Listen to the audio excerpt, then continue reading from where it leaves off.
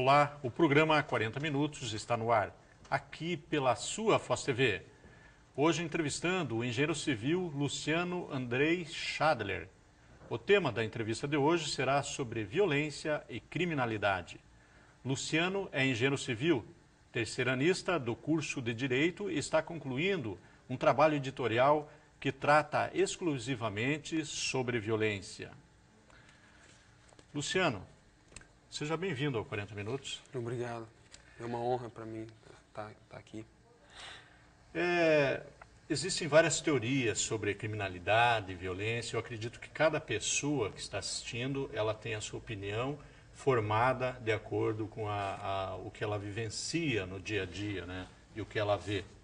Mas baseado no seu trabalho, por que você acha que ocorre a violência e quais seriam suas principais causas? Olha, Heitor, até bem pouco tempo existiam muitas teorias, mas todas eram incompletas. Tinha um estudioso que se chamava Lombroso. Esse estudioso defendia que existem tipos diferentes de criminosos. Então ele classificava em grupos, e isso não é mais aceito. O que a comunidade científica acredita hoje, nós compactuamos dessa opinião, é um sistema chamado biopsicossocial. Essa teoria ela mescla a biologia, a psicologia e o social. A biologia do ponto de vista genético, aí sim, a agressividade, aquela agressividade que a gente costuma dizer que é própria da pessoa. Ela já nasce com aquilo? Podemos afirmar que sim, mas pode ser mudado. Pode ser mudado, mas ela nasceu com aquilo, mas pode ser trabalhado. O aspecto psicológico, ele é a formação do caráter, a personalidade. Isso ocorre principalmente até o fim da infância. Depois, até o fim da adolescência, você tem mais um período, ainda dá para trabalhar. Não é mais tão fácil, mas já dá para trabalhar. A partir daí, torna-se muito difícil trabalhar a questão psicológica. Mas ela volta a ter uma facilidade depois dos 40 anos, em média. Depois dos 40? Depois dos 40. A pessoa volta a ser criança, então? Ela volta num período onde ela se torna mais tolerante, até mesmo por fatores biológicos também. Sim, mas para o Estado não é muito caro, porque hoje em dia um tratamento psiquiátrico ou psicológico é bastante alto. É bastante alto, mas acontece que pouquíssimos estados investem nesse tipo de tratamento, até mesmo porque não se tem definições totalmente claras. São teorias, nós concordamos com essas teorias, mas não podemos afirmar com certeza que seja exatamente isso. Mas, por exemplo, alguns países da Europa já utilizam esse tipo de tratamento. Tem um país lá que utiliza a chamada castração bioquímica. Então, e o que seria? Com o uso de medicamentos, o indivíduo ele tem reduzida a produção do testosterona. Então, todo mundo sabe, isso já é do conhecimento popular, que a testosterona, e ali é o fator biológico, ela está ligada diretamente também com a agressividade. Então, alguns estados, mas são pouquíssimos, utilizam esse tipo de tratamento. Nós ainda estamos muito longe disso, acredito que até por uma certa cautela, vejo isso positivamente. Mas ela causa esse desejo, assim, ou essa busca pela criminalidade, mesmo que a pessoa tenha a vida sexual em dia? Ela atua como um instinto. Um instinto? O instinto, ele é como você está num estádio de futebol e no meio daquela multidão você não se reconhece mais. Você toma atitudes ali que você pensa, não, mas não é aquele Heitor do dia a dia que eu conheço. Isso é o instinto. Isso é provocado por hormônios, são descargas de hormônios. O fato social, agora nós vamos usar a teoria biopsicossocial. Você tem um fato social, é o jogo, é as pessoas em tua volta, é o teu time que você gosta, que você cultiva aí um amor pela camisa, esse é o social. Aí você tem o psicológico, que é aquele envolvimento, aquele incomum com o restante. Você faz parte de um grupo, você é aceito naquela torcida, mesmo que você não conheça ninguém. Mas ali você tem uma identidade, esse é o psicológico. E o biológico é o impulso, é aquela hora que você faz as coisas que você mesmo se surpreende. Isso é o quê? Isso é um instinto, devido a milhões de anos da evolução. Então, Com relação à criminalidade, isso pode ser um fator decisivo numa discussão entre vizinhos. Eu, que levantei esse estudo, eu já tive em meio a discussões que a gente não se reconhece. Cada um tem uma reação. Cada um tem uma reação, mas isso é um conjunto, é um desencadeamento de elementos químicos no ser humano. Existem idades que isso ocorre mais frequentemente. Você vê muito mais frequentemente jovens tendo esses ataques de agressividade do que senhoras idosas, por exemplo. Claro que isso não precisava nem ser dito, é do conhecimento de todos. Luciano, por que você vem desenvolvendo esse estudo? Bom, esse estudo, eu sou acadêmico de Direito. Sim. A minha área de trabalho é a área administrativa. No entanto, eu tenho aí uma atração pelo direito criminal. Eu me interesso em saber, já fazem 4 anos que eu desenvolvo esse trabalho. Eu venho acompanhando, venho agrupando materiais, fazendo entrevistas, buscando entender o porquê, até mesmo para talvez elaborar um documento que pudesse ser levado aí a alguma instituição que tivesse interesse, mas principalmente também tentar despertar na sociedade a força que ela tem. Sim. E porque as mudanças ocorrem quando ela se manifesta. Sim. E esses delinquentes, eles têm recuperação, assim, em grande parte, ou isso é uma utopia? Olha, Heitor, a questão da formação do caráter, ela ocorre principalmente até o fim da infância. Depois nós temos um período mais difícil até a adolescência. Então você imagina, tem muitos educadores, professores aqui nos assistindo, que eles sabem que tem aquela criança de 10, 11 anos que eles dizem que é um capetinha. Essa criança, ela está num meio totalmente favorável à educação. Ela tem liberdade, ela tem o acompanhamento dos pais, ela tem professores à disposição, psicólogos, pedagogos, e não conseguem trabalhar a criança. Chegam ao ponto de desanimar e dizer é impossível. Então tu imagina, não estou sendo pessimista, eu estou passando a minha opinião. Você imagina trabalhar essa questão num ambiente completamente desfavorável, que é o ambiente carcerário, com indivíduos já maduros, que têm toda uma formação psicológica já completada. Não é impossível, mas é muito mais difícil. Isso associado aos fatores sociais, tanto dentro do presídio quanto fora. Porque quando ele sair, ele vai ter um retorno a tudo aquilo que provocou essas situações. Então, a recuperação, ela deve ser revista, ela não deve ser utilizada como um argumento, por exemplo, para solicitar apenas melhorias em presídios. Porque ali sim está partindo para a utopia. Isso não resolveria, não recuperaria ninguém, talvez até pelo contrário, pudesse até prejudicar. A recuperação, ela passa por um estudo mais profundo e é uma consequência de vários fatores. Mas eu acho, infelizmente, nas atuais circunstâncias, pouco provável a recuperação. Mas quais seriam esses principais fatores que você acredita que levariam esse delinquente à recuperação? Por exemplo, a recuperação ela está diretamente ligada à ressocialização. Sim. Olha aqui, Heitor. O indivíduo sai do presídio, ele sai com a pecha de ex-presidiário. No entanto, nós não podemos culpar a sociedade desse preconceito. Isso seria uma estupidez da nossa parte. As pessoas têm medo de empregar um ex-carcerário, até mesmo por experiências ocorridas. Eu morava em Brasília até bem pouco tempo, onde houve um fato aí constrangedor e traumático de um ex-presidiário que teve uma oportunidade e cometeu aí um ilícito de considerável gravidade.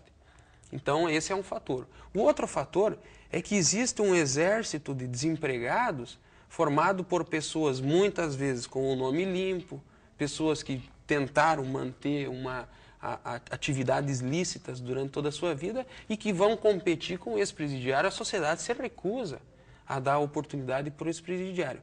Então, eu acredito que a recuperação, que foi a tua pergunta, ela passa necessariamente, primeiro, pela ressocialização, mas não esperar que a sociedade faça isso. O governo deve fazer duas coisas. Primeiro, educar dentro do presídio, mas educar, dar estudo e uma profissão que ele tenha depois uma oportunidade maior. E segundo, o governo mesmo deve ter um plano, depois que esse indivíduo já está solto, de tentar colocar ele no mercado. E não esperar que as pessoas que estão receosas e que têm o justificado medo, esperar que eles vão estender a mão para esse ex-presidiário. Certo. Colocar no mercado de trabalho, se quer dizer. Facilitar o ingresso por mecanismos públicos. Sim, mas eu vou te pedir um tempo que nós vamos para o intervalo comercial e voltaremos logo em seguida com o programa 40 Minutos.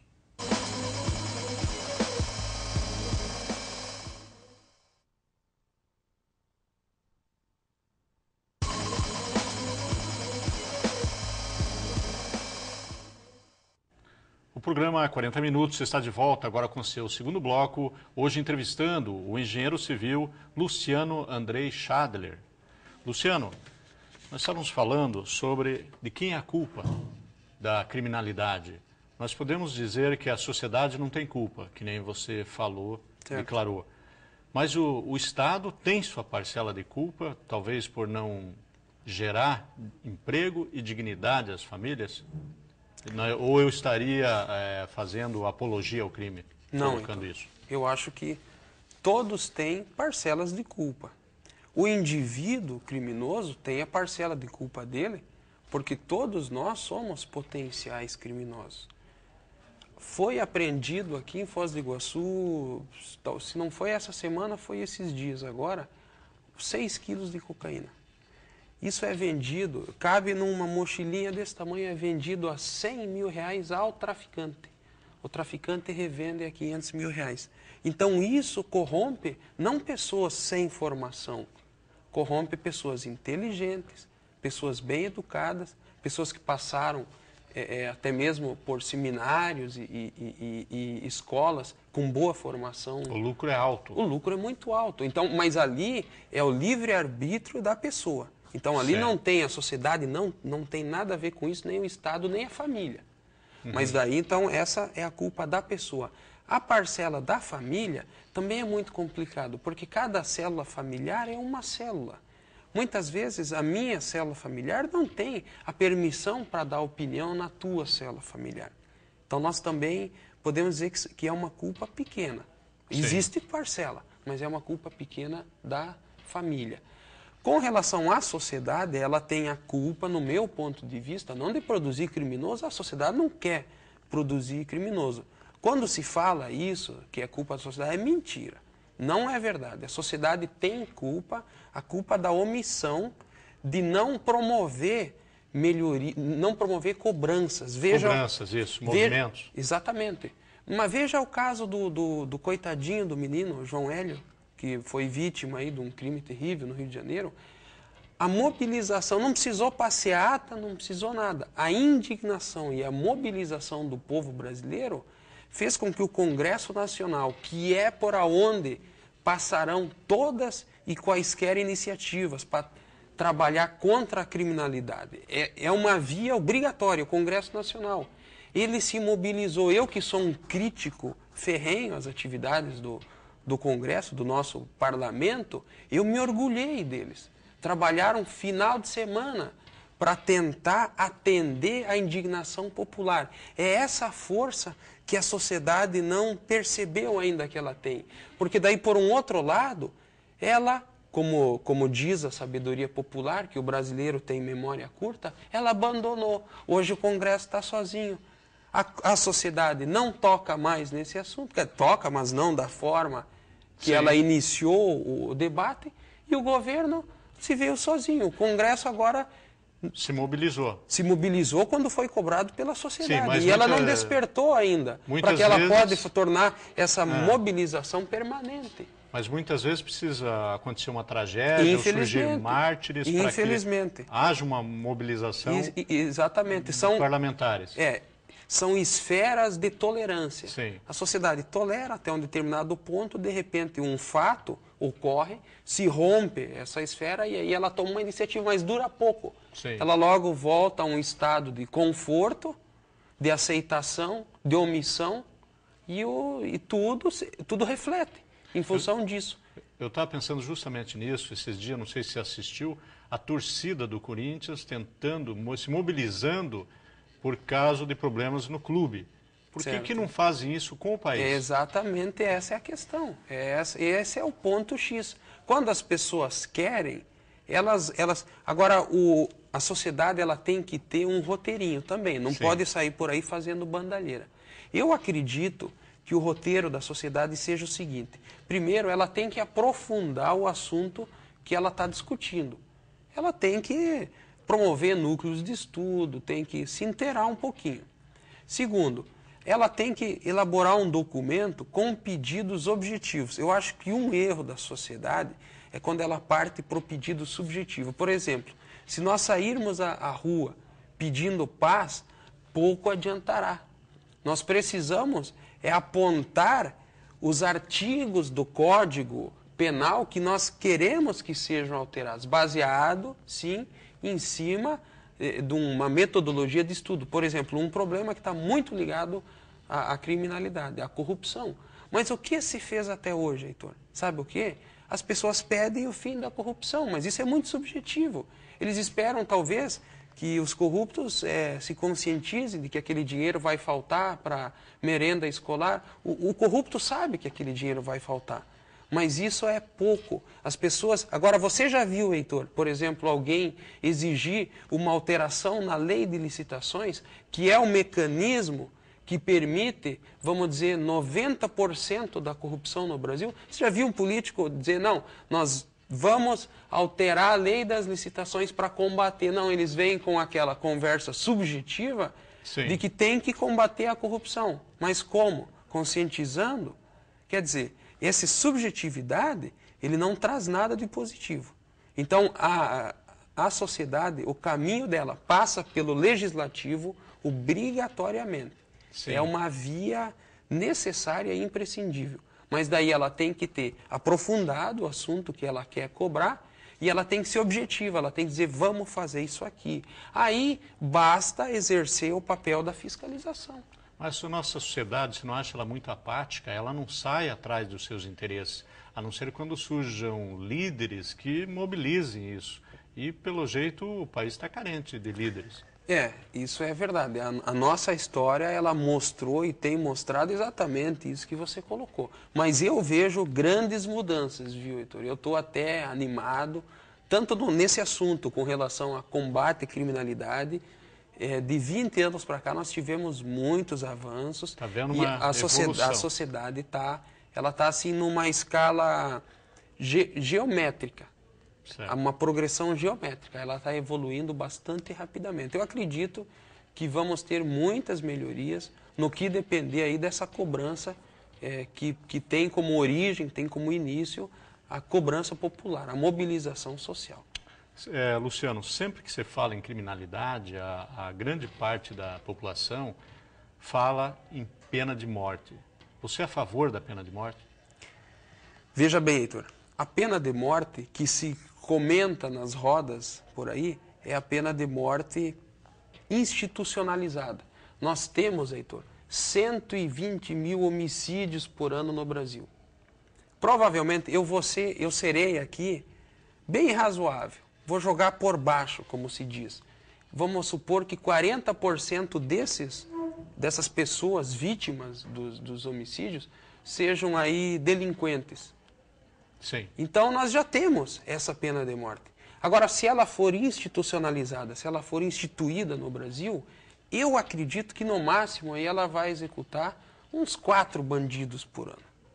Então, se nós já temos 120 mil ao ano, o que é que nós vamos discutir para promover um amplo debate social para institucionalizar mais 4? Então, do ponto de vista do combate à criminalidade, ela não afeta nada, porque os números são muito reduzidos frente àquilo que o mercado, frente àquilo que a vida privada já está atuando. Então, sim, o que acontece? Mas existe um outro fato, que é o fato de que a pena de morte ela é executada em alguns países com o único objetivo de cobrar do delinquente na mesma moeda aquilo que ele proporcionou. Então, sob esse aspecto, eu acredito que a grande maioria da sociedade é favorável. Sim. Quando se analisa, porque quando se fala em pena de morte, as pessoas, os críticos já veem, não, mas isso aí não resolve a criminalidade, mas não resolve mesmo. Mas na maioria dos países que adotaram, eles têm consciência, até mesmo estatística, que não atuou favoravelmente nesse sentido, mas trouxe à sociedade um acalento. Por exemplo, vamos voltar aqui no exemplo do menino João Hélio. Imagine naquela semana de comoção nacional a gente propor na televisão uma recuperação daqueles delinquentes. Nós seríamos linchados na rua, porque a sociedade queria, podia até não manifestar, mas queria e sabia que aquilo não ia reduzir criminalidade, mas ela queria uma cobrança em moldes semelhantes. Mas na realidade é uma vingança. Mas uma vingança, é uma vingança. É feia, a palavra é feia, mas mas é isso que o povo quer. Infelizmente. Mas nós vamos voltar a falar sobre o assunto no próximo bloco. O programa 40 Minutos volta daqui a pouco. Fique com a gente.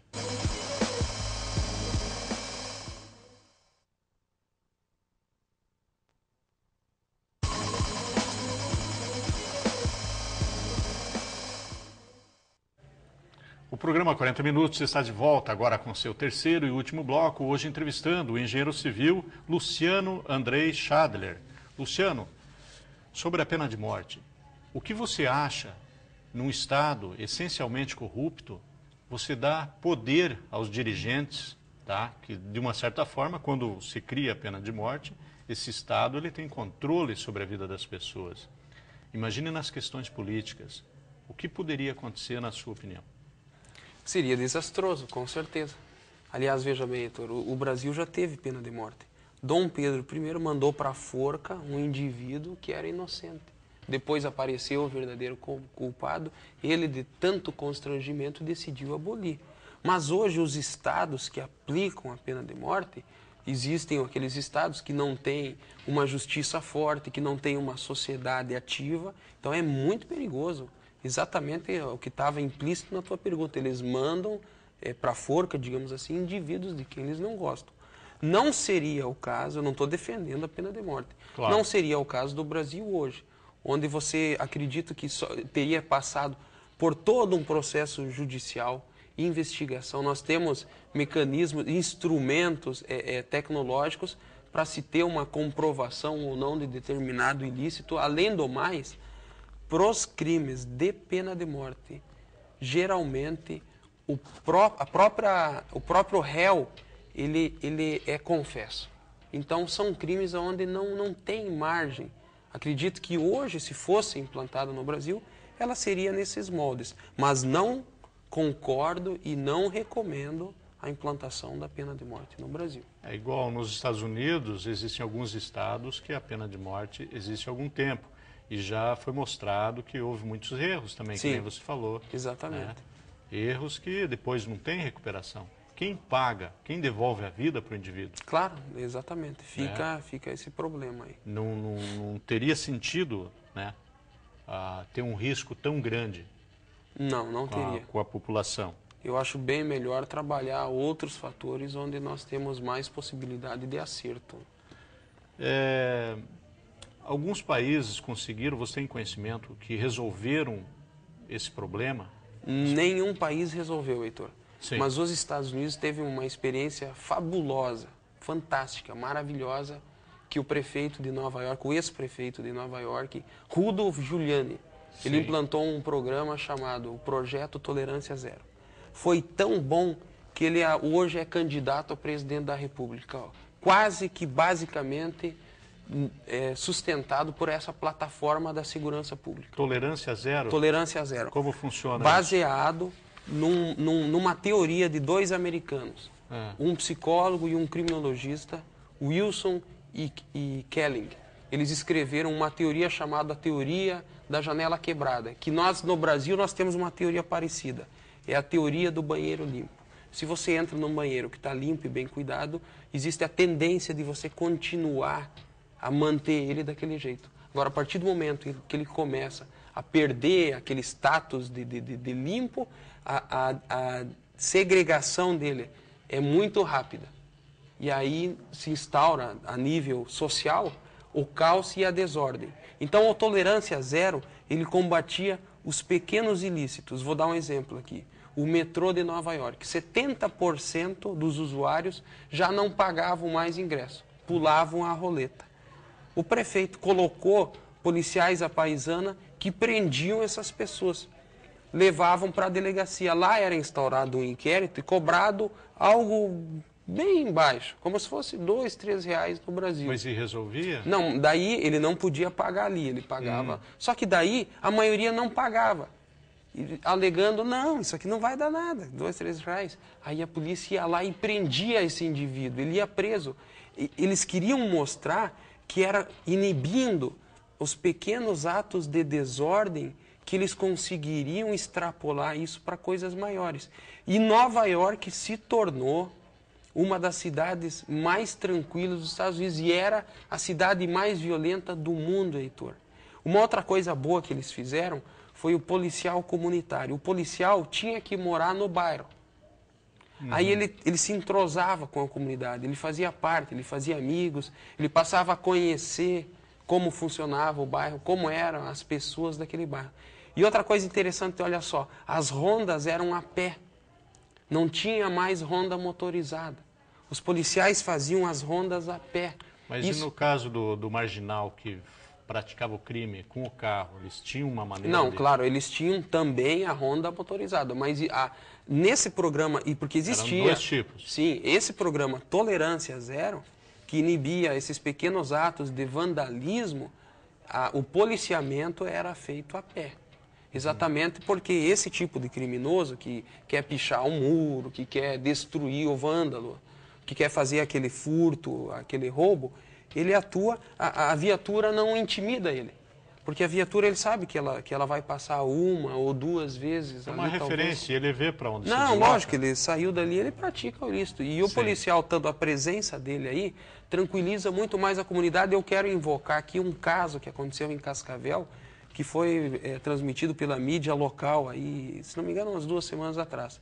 Um policial morando numa escola, muito problemática a escola. Alunos pediram que esse policial fosse mandado embora, fizeram abaixo-assinado. E então a televisão foi lá, fez a reportagem, deu cobertura do assunto. E imediatamente populares começaram a ligar para a imprensa dizendo: vocês estão cometendo um erro.